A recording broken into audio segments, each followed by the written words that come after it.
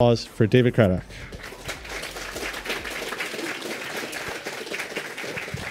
Thank you. Thank you very much. I'm in a competition with the other talk, so I'm going to talk really, really fast and catch up with them. No, not really. So yeah, my name is David Craddock. I wrote a book called Dungeon Hacks, published it last year. And my goal with that was to focus some on the design of seminal, classic roguelike games, but also to tell the stories of the people who made the games and the culture and the technology and how they all those things kind of gelled to allow them to make their games. If you're interested in the book, in chronological order, the chapters go from Beneath Apple Manor to a little game you might have heard of called Rogue, to Sword of Fargoal, Hack, NetHack, Moria, Angband, and Adom. And I want to talk to you a bit about the history of roguelike games today, but from the perspective of somewhat of a roguelike newbie, which I totally was going into Dungeon Hacks. I got the idea to write the book while I was researching and writing another book called Awhile and Listen, which chronicles the making of Diablo in the early years of Blizzard North. And I thought, Diablo is definitely much more of a mainstream game, and so to provide kind of foundation for readers, I'd like to track down some roguelike developers and get some quotes from them, so to kind of build a foundation on which to build on. And the first person I spoke to was Glenn Wickman, and as I talked to Glenn, I got really caught up in his stories, just as much his stories working at Disneyland as working on Rogue. And I thought, this is such an exciting topic. I don't want it to amount to just a few paragraphs in another book. I thought roguelikes deserved a book of their own. And so I spun off Dungeon Hacks from there, and really it deals with just a microcosm of these games, but I wanted to share with you today some of the really cool and exciting things that I learned in researching the writing book, again from the perspective of someone who doesn't know nearly as much about this as all of you do, probably. The first thing I noticed was that, of course, roguelikes originated primarily from college students who were writing and playing roguelikes while they were in school, and I noticed almost to a person that the idea of writing and playing roguelikes very quickly came into direct conflict with maintaining their GPAs in school. Even in speaking with David Brevik, who had the idea for Diablo, he was so passionate about his addiction, as he described it, to NetHack and Angband, and how he really wanted to create Diablo as sort of an homage to these games that he'd played in college. In fact, one developer I spoke to for Dungeon Hacks swore me to secrecy.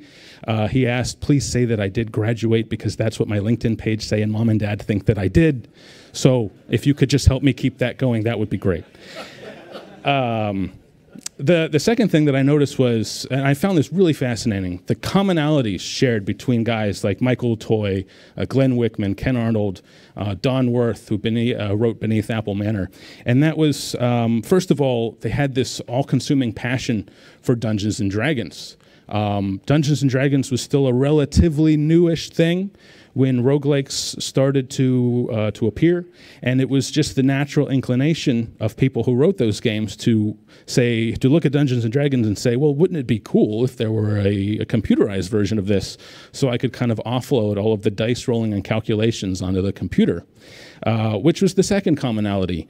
Early access to computers. You couldn't really go into most stores and just take home a computer for less than the cost of a car.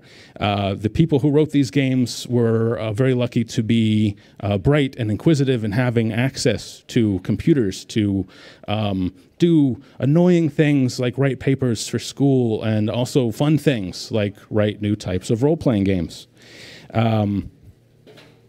The third thing that I noticed was how technology and their access to technology informed their design, and in many cases limited it, but not in a bad way. For example, in speaking with Michael and Ken and Glenn, they told me a lot of stories about how they were working with very limited storage and memory, and so they didn't have the technical ability to create sophisticated AI for a lot of the enemies. So a lot of their monsters amounted to, well, if you're lower down, you have more hit points and you do more damage. But as Michael would tell me, a lot of players would get so immersed in the game, their play testers in the labs, that they would start ascribing behaviors that didn't exist at all, but they would swear that they did. And Glenn even told me a really interesting story about how they programmed the bat to kind of move in a zigzag pattern to simulate its flight, and players would start to learn that, well, if I lure these bats into narrow corridors, they won't be able to move while I throw or shoot arrows at them. So it was really cool how these games just sort of captured the imagination of players and got them to start learning how to manipulate their AI, and also just completely telling the guys who made the game, no, this is how this monster works, I swear. Another limitation that turned into a boon came up with Jeff McCord when he wrote Sword of Fargoal. The object of that game, as many of you probably know, is you go down to the bottom of the dungeon, you get the Protectorate sword, and then you have to get all the way back up within a very short time frame. A timer starts ticking. And Jeff said that he wanted to recycle the levels that players had already traversed on the way back up. In other words, you go back through floors you'd already explored, they're just filled with new monsters. But he wrote that game on a Commodore PET. It didn't really have enough memory to hold on to the random number seed, so he said, well, it's a magical dungeon, so it rejiggers itself, and there are brand new levels. And that added an interesting layer of tension to the game, because now you have the sword, you have a timer ticking, the enemies are much tougher going back up than they were on the way down, and you're having to explore brand new maps. Don Worth, who wrote Beneath Apple Manor, encountered a similar limitation on the Apple II, which he wrote the game on.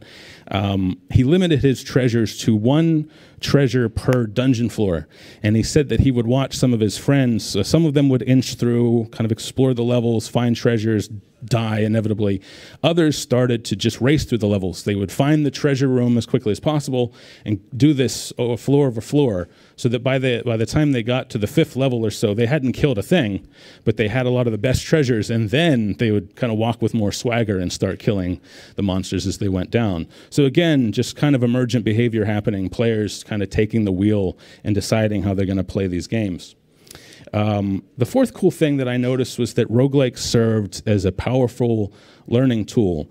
I don't know many game programmers who said, you know, I'm going to learn how to program so that I can write the next version of Word. No, you want to write really cool games, and that was the case with a lot of these roguelikes. Glenn Wickman had been writing and designing his own games, card and board games, for years. And when he met Michael, he said that he was actually programming an adventure game creator, which let users build their own text adventure games in the vein of Colossal Cave without writing a line of code, but he wasn't really familiar, or that familiar, with C yet. So when he and Michael started the game, what they did was Michael wrote a lot of the code, and he and Glenn both bounced ideas back and forth, and Glenn learned a lot about C just through osmosis, kind of watching over Michael's shoulder. Another example of roguelikes as learning tools that really resonated with me was the example of Jay Fendlassen's Hack. Jay attended a programming class at Lincoln Sudbury High School taught by Brian Harvey. Brian attended college at MIT and other campuses where computers were locked down, students were forbidden, you had to have security level clearance 5 to get in, and he was really upset by that because he viewed computers as the wave of the future and thought that students should have more access. So when he got a job teaching computer programming at Lincoln Sudbury, he handed his students the keys to the kingdom. The deal was they were allowed to come and go from the lab as they please, and even to a very large degree come up with their own curriculums, provided that they didn't break too much. And he found that the students of their own volition came up with a rotation where every day one student took point and put the couch cushions back on after it had been used as a trampoline for most of the day, straightened up the chairs, and they just took to the lab. They started to see it as theirs. And of course, one of his students, as I said, was Jay Fendlassen. Jay discovered Rogue on a field trip with Brian Harvey. I believe he played it at UC Berkeley, and when he got back, he didn't have the code with him, so he wrote Hack as a way of being able to play Rogue without having access to Rogue. And he kind of started building on it from there. He added some monsters, he added some behaviors, and that example really resonated with me because I had a computer science teacher in high school who was much the same way. His name was Bill Carley, and I attended high school from 96 to 2000, so we were a bit behind the curve. The programming lab at first had Apple IIs, so I started with BASIC and Pascal, and Mr. Carley was the same way as Mr. Harvey. He said, whatever you want to do, I'll help you do, and we can just build your projects together. And I thought that was a really fun way to learn. And of course, my fifth observation was that as technology advanced, the definition of roguelike began to stretch and become fluid. We saw new paradigms, new things like multi-screen dungeons. Of course, Rogue was originally kind of a 3x3 tic-tac-toe board of rooms and corridors, but pretty soon we had these multi-screen dungeons where you would only see one part of a dungeon on the screen at a time. We also saw more unique enemy behavior. And I think one of my favorite examples of that was I talked to the guys who, several members of the dev team who worked on NetHack, and they told me a lot of stories about the cockatrice, which, as you know, turns anything it touches to stone. And players found out, well, if I kill this and then put on gloves, I can pick it up and swing it around like the proverbial rubber chicken and use it as a weapon. And, you know, if you fall down while holding the cockatrice, it will turn you to stone. And I found that really unique because, you know, you look at these mainstream, these blockbuster games like Uncharted 4, and a lot of them are predicated on these breathtaking graphics. But at the same time, those graphics limit them. Because unless a programmer accounts and an animator get together and say, hey, if you fall down and you touch this dead monster you're holding, you can turn to stone, it can't happen. So that really interested me as the book kind of came together. The fact that on the surface, to the untrained eye, they look so rudimentary, but really the sky was the limit because you could do anything with them since it was just text outlays you were working with. Of course, roguelike development is inexorably tied up in the internet, earlier ARPANET.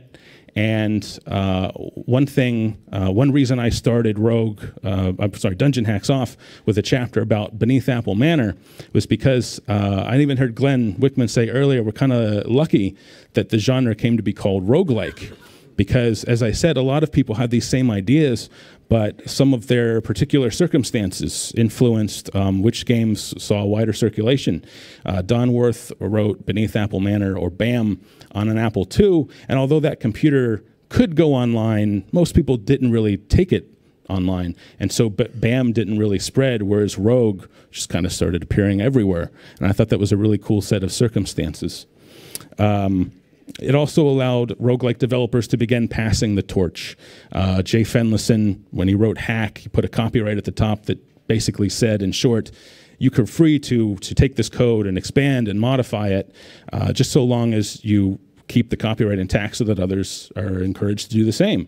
And that led to the advent of NetHack and the dev team and the idea that these people collaborating on the same game from their respective corners of the world could work on it and never cross paths, and maybe still haven't, which is one of the most exciting things about being here today, is I imagine we're meeting a lot of our online friends for the very first time. I'm seeing some of the developers I spoke to for the book, and it's really cool to finally be in the same room rather than the same chat room with them. Angband kind of grew in the same way. You have the vanilla Angband code base, but while the NetHack dev team really kind of keeps the game under lock and key, Angband's code is spread into different flavors and variants. So you have a lot of Angband players out there who might have never played vanilla Angband, but they found the code and they modify it, and now they're purveyors of their own unique flavors of the game. The sixth of the seven things I wanted to talk about is how, again, the definition of roguelike is so fluid. We see a nice balance of emergent gameplay and player-driven storytelling and authorial storytelling. One of my favorite games to write about was Thomas Biscup's Atom. He told me that he discovered roguelikes through Hack and NetHack, and while he enjoyed them, what was missing for him was the idea of being able to partake in a story, whereas NetHack was kind of more of a puzzle to be solved. How do I optimize my character? How do I get down to good old Rodney's Amulet of Yendor in the best way possible? And so with ADOM, he started putting together this finely tuned balance of static elements and procedural elements, so that the adventure is new every time you play, but you also feel like you are part of a larger story and playing a big role in that. I also think it's interesting how roguelikes have given way to roguelike likes, probably the most popular of which is still Diablo, which again, David Brevik really fought tooth and nail with Blizzard Entertainment, the game's publisher, to make this a roguelike. His vision was it's a single-player, turn-based game with procedural content, but with graphics. And he lost those battles. It became real-time. It added a multiplayer component. And one of the other battles that he lost was permadeath. He said there was nothing better in college than staying up all night. His character was on the ropes. A monster was on the ropes. The next key he pressed determined whether he was going to strut out or spend the next day kind of sobbing into his pillow and having to start over. And when the time came to make Diablo 2, he fought again and finally reached the compromise. When you finish Diablo 2 for the first time with a regular character, you get the option to unlock hardcore. One death and that's it, you're done. And it turns out that he was right. When Diablo 3 was published, a few months after it was published in 2012, one of Diablo 3's lead developers did a Reddit AMA and disclosed that of the 7 million people or so who were playing the game, over 300,000 of them preferred to play exclusively in hardcore mode, because the risk of cause and effect and knowing that you had to live with your consequences was so much more compelling, especially in an era where mainstream games had become increasingly hand-holdy and casual. And my favorite example of a game that on the surface doesn't appear to be a roguelike at all is Dark Souls. The levels are static, the enemy placement is static, the item placement is static, but it has kind of a twist on permadeath. When you die in Dark Souls, you leave a blood stain that holds all of your souls, which function as experience points, and you have one chance to get back to it. If you die, the blood stain is gone forever. So I thought that was a really cool kind of twist on the idea of you get a second chance, but if you blow it, you don't have to start over, but those souls and the 4 hours you spent farming them are gone for good. The 7DRL was one of my favorite components of writing dungeon hacks. Midway through, I was speaking a lot with Darren Gray, who's one of the most popular figures, I think, in the 7DRL community, and I decided to write a companion book to dungeon hacks called 1 Week Dungeon's Diary of a 7-Day Roguelike. The idea was I went on Roguelike Temple and a few other forums and posted messages saying, hey, I'm writing this book about 7DRL and roguelike development. If you have 10 to 15 minutes a day, I'd love to catch up with you and just see whether you're ahead, whether you're behind, how you're feeling about your project. And it was really cool to observe this spectrum of roguelike games being made. You had twists on classic roguelikes, such as Ed Collis's, I believe it was called TriQuest, where it was a dungeon crawl, but on an overworld, and you had a configuration of 3 character archetypes, and the arrangement dictated who dealt damage and who took damage. And you had other games like Darren Gray's Mosaic, which was musically oriented. So it was just really cool to see the fact that we're all here because we all love roguelikes, but maybe our definition of what constitutes a roguelike, and let's not fight about it, could be different, and yet we still share that same passion for the genre. Which brings me to my 7th and final observation. As someone, again, who came in not knowing how these games were played and finding them very esoteric, but more and more engrossing as I got into them. You can go on Steam today and filter game results by roguelike and get dozens and dozens of pages.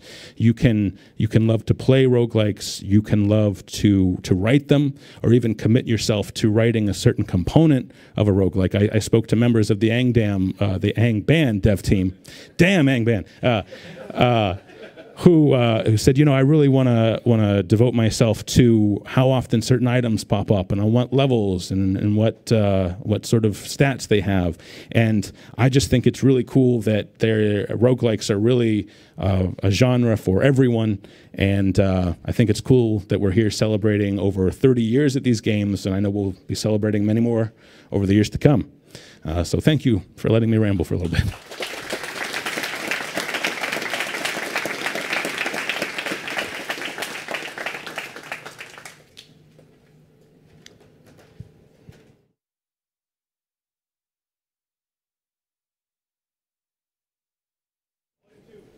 I'm sorry?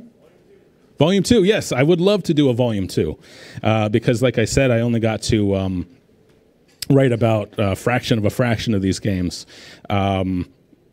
I'm fortunate to be a writer who's very backlogged. I just released a book this past week called Making Fun: Stories of Game Development. I have another hardcover, or my first hardcover, coming out next year called Breakout: How the Apple II Launched the PC Gaming Revolution, which I kind of did the same thing I did with Dungeon Hacks. I tracked down / stalked to the point of annoyance a lot of developers such as Jordan Mechner and the founders of Broderbund to talk about their games. But I would love to dive into another volume of Dungeon Hacks because there's so much more to talk about. So, any other questions? How much overlap is there, has there been between roguelike developers and like other game developers? It's really, they all kind of were in their own bubble at first, which is what I found so interesting. Again, Don Worth, who made Beneath Apple Manor, had never met the Rogue Trio or vice versa, and yet their shared interests from their respective pockets of the world kind of led them along parallel paths. And so when the overlap that I noticed was that in the beginning, a lot of people found Rogue, and then as time went on, and you know, kind of a lot of the core games started to appear, like Hack and Moria and NetHack, that became the starting point. But I feel like if you're committed enough to making one of these games, you probably went back at some point to see a lot of the foundations and where things had started from. Yes.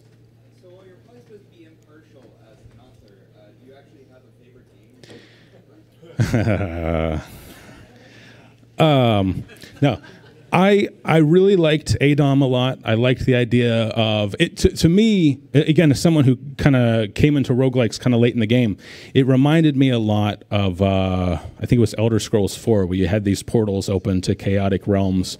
And I just liked the idea that I had some say, like I was part of a bigger story, but I could also take lateral steps and go do my own thing for a while.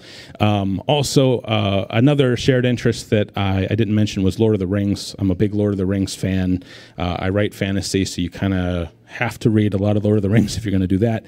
And so I really liked Moria and Angband and a lot of the more Tolkien-esque focus roguelikes. Okay. That's it. Thanks. Okay. Thanks, everyone.